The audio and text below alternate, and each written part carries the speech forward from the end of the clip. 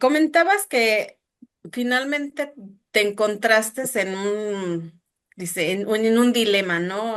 Cargando emociones y cargando un montón de cosas. Ahora sí, como a veces decimos, nos cargamos costales que a veces no nos tocan, pero que a veces sí nos corresponde cargar eso. Eh, ¿cómo detectaste tú esas emociones? Muy bien, buena pregunta.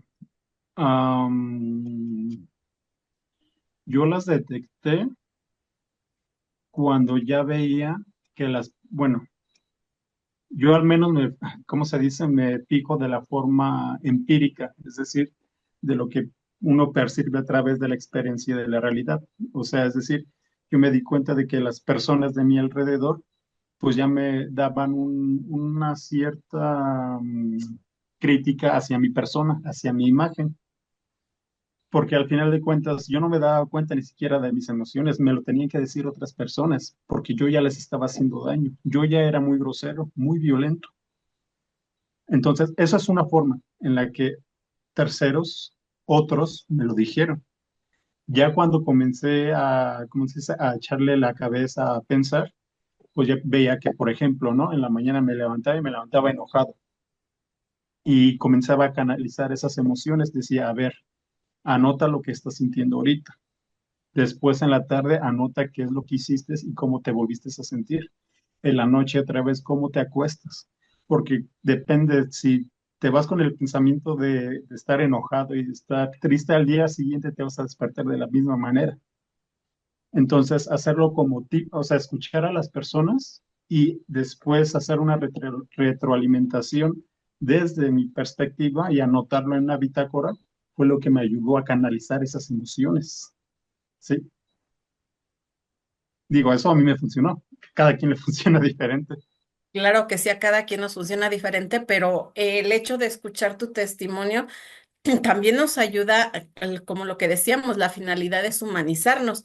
Finalmente, si te dabas cuenta cuando estabas enojado y todo es una parte de ir deshumanizándonos porque nos vamos enojando, vamos perdiendo como que aquel camino de luz, pero finalmente lo encontraste. Entonces nos das una pauta a nosotros también para buscar, ¿no? Y para seguir. Vero, bienvenida, Eli, bienvenidas. Disculpen que no las haya saludado antes. Eh, y que algo muy importante que tú decías, ¿no? A veces con nuestras actitudes dañamos sin querer a otros, porque es sin querer, ¿no? Pero aquí lo importante yo creo es que te diste cuenta, Ujú, ¿no? Eso es la importancia ujú. que tiene esta parte, que te diste cuenta, que finalmente tu corazón se empezó a humanizar y no se perdió en el vicio, ¿no? Ángeles, ¿alguna pregunta que tengas? ¿Qué fue o qué ha sido lo más difícil para ti, aceptar en todo este camino difícil que has tenido? ¿Me puede repetir la pregunta? Es que como que se corta mi internet, por favor, perdón. Lo más difícil que haya sido para ti en todo este recorrido difícil que has tenido. Lo más difícil de ver o de aceptar. Uf, yo mismo, ¿Nos yo puedes mismo. explicar por qué? Porque, sí, porque cuando me propuse, bueno, desde un inicio y de manera muy breve lo voy a decir, desde los 15 años yo me enfermé de ansiedad generalizada. Entonces, cuando uno tiene ansiedad, te pasan mil ideas en un segundo. Y yo sabía que desde ese momento yo iba a luchar mucho conmigo mismo toda mi vida. Entonces, retomándolo en este momento, bueno, hace un año en lo que les estoy dando de testimonio, fue lidiar conmigo mismo y lo más difícil de aceptar es que no tenía todas las soluciones. Y por más que uno quiera leer libros y le escarbe al estudio, muchas veces se tiene que hacer vivencia para aprender. Y ese siempre ha sido mi detalle. Yo siempre digo, ¿no? Y creo que comparto lo mismo que el hermano Joel. es que me gusta estudiar mucho y me gusta hablar mucho, pero hay un momento en que dices, hablo mucho y no soy capaz ni siquiera de aplicar lo que yo mismo digo. Porque, por ejemplo, yo les puedo estar diciendo esto, pero a mí me cuesta aplicármelo. Y eso es lo que más se me dificulta. Y yo les comparto eso, ¿no? Es lo que nos decía el hermano Joel, es hacerlo carne, palpable, hacerlo sensible hacia los demás. Entonces, pues sí, lo que me ha costado es aplicármelo a mí mismo y en todos los aspectos, emocionalmente, financieramente, porque yo gasto mucho dinero luego en la tontería y no me entiendo a veces, no tengo como que esa educación financiera, pero lo estoy tratando de hacer. Así que a grandes rasgos, pues yo creo que lo más difícil es lidiar conmigo mismo, Muy bien, porque fíjate que si no, acabas de... Sí, adelante. perdón, digo, al final de cuentas, si no puedo lidiar conmigo mismo, no voy a lidiar con los demás, no voy a sobrellevarlo bien con los demás. Entonces, internamente, al menos para mí, desde mi punto de vista, soy yo. No eres tú, soy yo.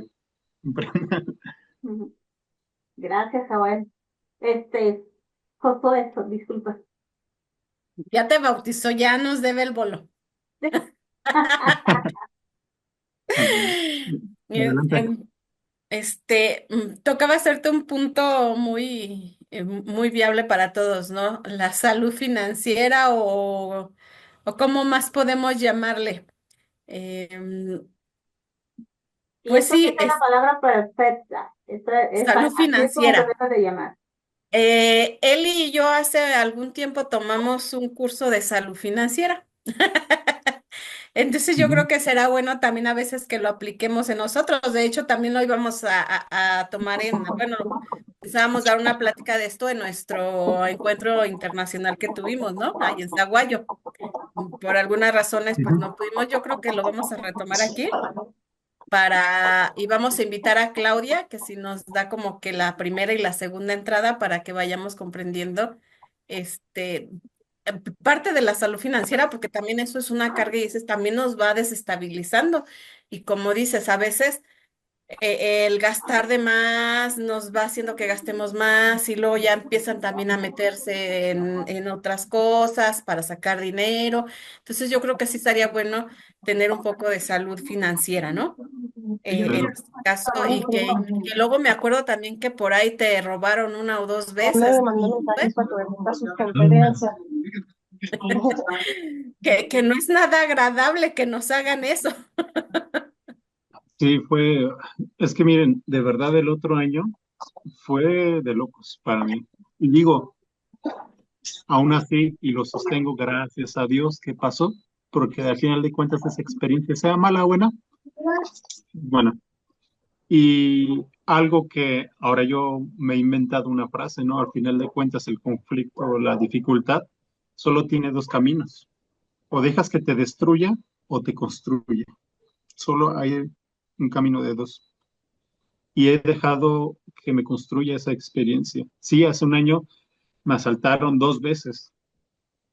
Una me quitaron mi teléfono y otra me quitaron dinero. Pero al final de cuentas, digo, es algo material, gracias a Dios estoy vivo. No pasó a mayores.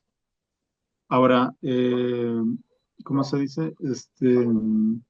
Pues sí, y ahora trato de, retomando lo de la educación financiera, aprender a ahorrar, pero invertir. Ahora ya trato de, pues, invertir el dinero para que crezca. Digo, no porque quiera ser ambicioso y quiera tener mucho dinero, no, pero pues ahora, como están las cosas en México y como están las cosas en el mundo, yo no voy a estar pensionado. A mí no me va a tocar pensión y yo me las tengo que arreglar desde ahorita, porque si no le pienso, yo voy a tronar. Todos los jóvenes, si no nos ponemos las pilas ahorita, vamos a tronar. Así que pues sí me las estoy ingeniando para tener un buen futuro en mi vida después. Muy bien. Otra cosa que me llamó la atención y que decías, yo me preguntaba, ¿quiero morir como mi papá? ¿O quiero ser como mi papá? ¿O cómo quiero ser, no? me llamó mucho la atención porque yo algo que decía, yo no quiero ser como mi mamá. Y aquí está Ujú. él y no que yo le decía, yo no quiero ser como mi mamá. Sí. No porque no queramos a nuestros papás, yo creo que los queremos y los amamos, pero nos cuestan a veces ciertas situaciones que pasan, ¿no? ¿Qué era lo que no, bueno, ya nos decías un poquito que no querías morir como él y que duró muchos años fumando? ¿Qué tuvo que Ok. hacer Josué para no ir pareciéndose en ese sentido? Finalmente tu papá es tu papá, lo quieres, a lo mejor hay algo que nos parecemos, pero ¿qué tuviste Ujú. que hacer para no caer en el mismo camino que tu papá del cigarro? Es que es algo, es muy complejo, pero algo que más bien evité para volver a eso es justamente controlar la ansiedad. Y vuelvo desde el principio. Yo desde los 15 me enfermé de mi ansiedad, pero mi papá también era muy ansioso, aunque la ansiedad de los dos era un poquito diferente, al final de cuentas era ansiedad. Y si de alguna manera mi papá fumaba era porque era muy, pero muy contraenojón, pero muy enojón. Literalmente no lo podía ver ni siquiera cuando estaba comiendo porque ya me empezaba, perdón por la palabra, pero mentar la madre. Y, y yo justamente pensaba eso, decía, bueno, si mi papá actuaba de esta forma, se movía de esta forma, pues lo que creo que debo de hacer yo, digo, al menos me parezco honesto en él, es que ambos somos ansiosos. Porque mi papá cuando tenía una preocupación, cuando se enojaba o cualquier X motivo, recorría a fumar. Y jamás, ¿cómo se dice?, pude acercarme a él en vida y preguntarle que por qué lo hacía, qué fue lo que le detonó para caer en el vicio del cigarro. Pero yo más o menos con las anécdotas que me contaba mi mamá y con lo que yo llegué a observar en su momento, pues era obvio. No supo gestar bien esas emociones y esa ansiedad. Y en algo que pues precisamente tuve que cambiar fue eso. Dije, bueno, ¿cómo estoy gestando mis emociones? ¿Cómo me estoy expresando? Y sobre todo, ¿qué hago cuando, bueno, pues cuando estoy en ese momento de alerta? Y dije, bueno, mi papá hacía esto, pues ahora yo lo cambio. Voy a hacer ejercicio. Voy, no sé, a hablar con alguien en vez de ir a fumar. Y digo, no es que, digo, al final de cuentas el cigarro pues al final de cuentas es una droga, ¿no? Y es algo dañino para la salud. Y créanme que pues tengo muchos amigos que siguen fumando y yo les aconsejo de que no hagan esto y esto, pero pues al final de cuentas tienen que tocar fondo para que ellos lo entiendan. Porque aunque uno les diga, entra por aquí y sale por acá. Entonces, pues la única forma en que pude salir fue cambiando esa mentalidad, darle un giro de 180 grados a la que tenía mi papá y la mía. Gracias. Fíjate que decías algo, tu ansiedad, y yo recuerdo, decías que me hablabas. Sí, me hablabas y yo platicaba y yo decía, ¿y qué le digo y cómo le hago, no? Y algo que decías hace rato, a veces no queremos, decimos que no necesitamos la ayuda de otros, pero finalmente es pues ayudarnos en comunidad. Y en este caso, pues tú me hablabas a mí y te escuchaba y yo a la que le hablaba era Eli. Así que Eli, ¿qué nos puedes decir a esto de la ansiedad? Tú eres la experta en eso. Bueno, antes que nada, buenas noches, ¿no? Buenas noches. Y también reconocer el valor, por ejemplo, que tiene Josué, ¿no? Al podernos expresar esta vivencia, porque si bien es claro y esta parte que mencionas, si tú no lo vivencias, es difícil que alcances a entender al otro, ¿no? Entonces, ¿qué ocurre? Bueno, así como dice Marta, tú acudías a ella y ella acudía a mí, un poco desde mi perspectiva, obviamente, por la profesión que llevo, pero también por mi parte personal, ¿no? Marta también sabe que en algún momento también tuve ansiedad y sí llegué a crisis de pánico, ¿no? Entonces ha sido también una labor ahorita que lo decía, ¿no? Uno va aprendiendo, ¿no? Va aprendiendo a manejar la ansiedad, va aprendiendo a identificarla, ¿no? Y en esta parte de tu propia construcción que has estado vivenciando, ¿no? Parte de esto es que te vuelves un maestro en el Mm. manejo de la ansiedad. Y esa es una parte que en esta construcción que Dios nos regala, ¿no? De este tema que pusiste, bueno, que sé porque Marta me mandó ahí el título, pero ve cómo tú mismo lo plasmas, ¿no? Dios te pone vamos a poner esas situaciones de vida para construirte. Y en esta construcción de tu propio aprendizaje, te vuelves maestro de ti mismo. Hace ratito estaba escuchando, ¿no? Que tú mismo dices, a mí mismo, ¿no? Aprender de mí mismo, ¿no? Mi mayor problemática es lidiar conmigo mismo. Y entonces, a partir de esa dinámica de tu propio reconocimiento, de tu propia mirada hacia ti mismo, hay una construcción. Y es así como tú has llevado a cabo para llegar a este punto, ¿no? Donde pudiéramos expresar que tú te vives en paz. No, no evitando, o como dices, estos eventos que ocurren, ¿no? Como los asaltos. No evitamos las situaciones, sino es la forma en cómo afrontamos las situaciones ahora. Ahora tú has aprendido a manejar la ansiedad, entre otras cosas que he estado escuchando, y la verdad es que, pues, no queda más que de mi parte felicitarte, porque como bien dijiste también hace un momento, ¿no? A todos nos pasa en diferentes edades, ¿no? Tú eres joven, ¿no? Y como dices, los jóvenes también tienen cosas que decir, exacto, ¿no? A veces las personas que ya somos un poco más mayores, de repente enfrentarnos o ir a un joven es diferente, puede ser nutritivo, pero también nos confronta con nuestras propias situaciones de vida, porque nosotros venimos de otras estructuras, pero puede ser tanto nutritivo como también a veces, por supuesto, es confrontativo. Pero la visión que tú tienes arraigada un poco a todos, fíjate, todos estos movimientos que has hecho con el deporte, por ejemplo, ¿no? Con tu propia concepción de cómo ves a tu papá, ¿no? O aquella experiencia que tuviste con tu papá, ¿no? Como ahora dices, pues nos parecíamos en este punto de la ansiedad, ¿no? Pero tú todo eso lo has tomado para construirte, ¿no? Entonces, bueno, de mi parte solamente es este reconocimiento. Muchas gracias, Elizabeth. Muchas gracias. Gracias, Eli. Vero, Howie, ¿quieren hacer una pregunta a Josué con lo que han escuchado? Ángeles,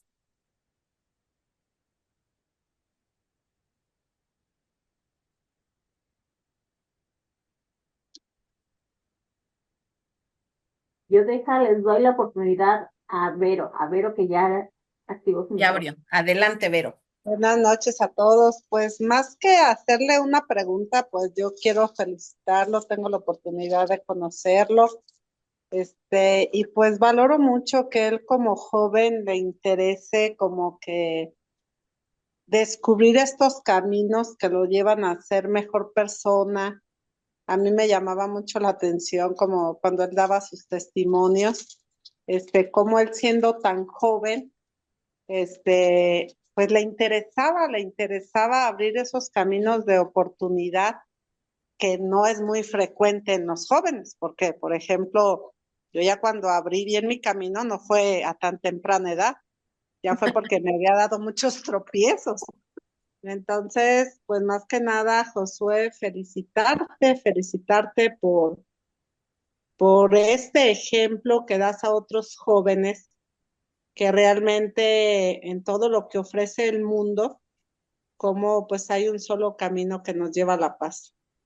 Entonces, respetando, ¿verdad? Toda ideología, toda creencia, pero ya cuando uno va en esa experiencia de la vida y buscando por esa voz interna también que nos invita a encontrar ese camino seguro, ese camino que nos lleva a la vida, a la paz. Pues qué bueno que tú como joven puedes también invitar a otros jóvenes a través de tu experiencia, porque no esperarnos a que lleguemos, porque ¿quién nos asegura llegar a una edad adulta, verdad? No está seguro eso. Entonces siempre hay oportunidad de encontrar este camino a tan temprana edad. Felicitaciones, es lo único que te podría decir. Muchas Gracias. Y gracias, bueno, Verónica. aquí Edith, Muchas gracias. Edith Cruz nos dice, me da gusto me da gusto que sabe tratar de reconocer sus propias debilidades, pues ser tan joven y reconocerse no es fácil. Así es, ser joven y reconocernos a veces ni grandes, ¿verdad? Pregúntenle a él y yo le decía, no, es que yo no, me costaba reconocerme hasta que me di una revolcada dentro de mí para para reconocerme, pero para ello pues necesité ayuda y una de ellas pues fue Eli, la otra ha sido Ecopaz, algunas otras compañeras, mi comadre. Entonces, yo creo que yo pienso, ahorita ustedes me dicen y sobre todo tú, Josué, que el relacionarnos con las demás personas, el atrevernos a decirles, a comentarles, a pedir o dar un grito de ayuda, nos va humanizando y vamos aprendiendo. ¿Tú qué opinas? ¿Quién, yo? Sí, Ay, perdón. Estaba pensando. ya Ay, estaba pensando qué responder. Ah, sí, de hecho, pero pensé que era otra persona. ¿Me repitió la pregunta? eh, que cómo nos relacionamos con las personas y cómo vamos pidiendo o gritando o pidiendo esa ayuda nos hace ir humanizándonos. ¿Tú qué opinas al respecto? Y también va para todos, pero quise hacerse la primera a Josué. ¿Cómo nos va humanizando? ¿Crees tú que nos humaniza el relacionarnos con las demás personas? Claramente, ya lo decía el filósofo Aristóteles, el ser humano, el hombre, es un animal sociable por naturaleza y no es de extrañarse, porque el ser humano, digo, y de manera general y lo más común, que haya excepciones, es que nazca en una comunidad y esa primera comunidad se llama familia, ¿sí? Entonces es obvio que humanizarnos, pues sí, nos hace muy humanos.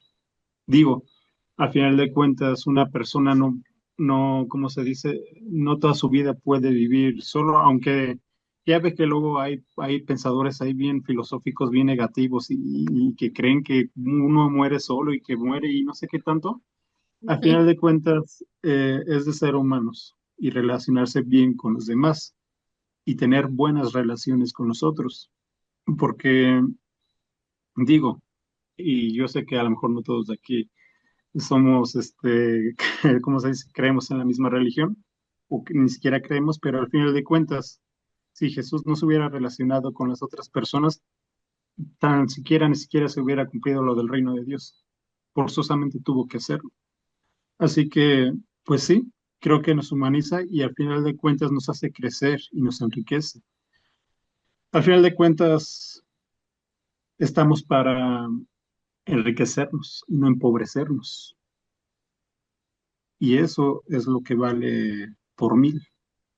Y, y yo sí era, de hecho yo era un niño, es que créanme, yo era muy diferente antes. Ahorita sí ya hablo más y digo esto y lo otro, pero yo desde los 5 años, yo recuerdo el primer día del kinder, me iba con mi yogur y mi torta atrás de los salones y no hablaba con nadie, pero porque yo tenía miedo, porque mi papá me golpeaba, porque mi papá golpeaba a mi mamá y muchas cosas y yo tenía miedo de, no sé, pero en ese momento tenía miedo. Y siempre esperaba, digo, y hasta hubo un momento en que yo esperaba que las muchachas me hablaran para andar con ellas. Digo, no aquí entre nosotros. Y yo siempre, digo, de manera general, siempre esperaba que alguien diera el primer paso y no era yo el que lo daba. Y eso hasta la prepa lo llevé. No me sabía relacionar bien con los demás, pero porque no tuve un guía. No tuve, a pesar de tener a mis papás, y digo, yo los quiero mucho y los amo, a final de cuentas no lo supieron hacer, no me supieron guiar en ese momento. Y por eso yo me iba y me metía a los libros y era un retraído, un rabito, como decían en la prepa, yo era una rata de biblioteca. Pero después entrar a la prepa, tener novias, tener amigos, tener profesores, mentores, me hizo salir de mí mismo, me empujó y me di cuenta de que es muy bonito porque al final de cuentas el ser humano siempre va a necesitar de otros y es lo que nos hace humanos. Hasta ahorita yo lo voy entendiendo. Gracias, Josué. Otra de las cosas que me llamaba la atención es que decías, tenía miedo y van como dos, tres veces que nos dices miedo y miedo a ser juzgado. Eli, yo te preguntaría a ti, ¿por qué tenemos, porque la mayoría tenemos como que ese miedo y miedo a ser juzgados? Bueno, hemos de considerar que lo voy a separar como en dos. Ujú. El miedo como una emoción natural. O sea, todos tenemos emociones, en este caso naturales. Parte de ellas es este miedo. Y el miedo es un mecanismo de protección. Tenemos que tener el miedo porque si no, no sobreviviríamos al entorno. En ese sentido, nosotros, por ejemplo, si es de noche, te pones un tanto más alerta si vas a salir por las dificultades, por si hay coches, ¿no? Que tienes que atravesar una avenida, porque a lo mejor te tienes que trasladar. Entonces, el miedo como un mecanismo de protección es válido.